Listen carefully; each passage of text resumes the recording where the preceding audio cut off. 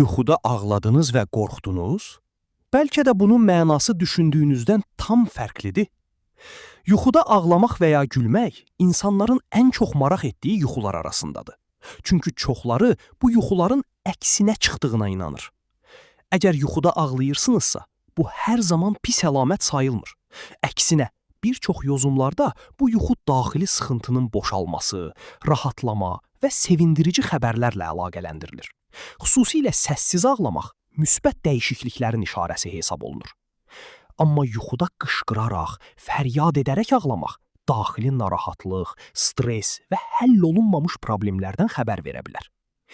Yuxuda gülmək isə bəzən göründüyü qədər müsbət yozulmur. Həddindən artıq və nəzarətsiz gülmək bəzi hallarda gizli narahatlıq, peşmançılıq və ya yaxınlaşan bir xəbərdarlıq kimi qəbul edilir.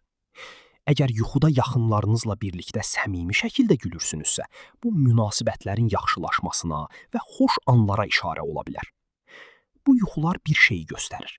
İnsan bəzən gündüz gizlətdiyi hissləri gecə yuxusunda yaşayır.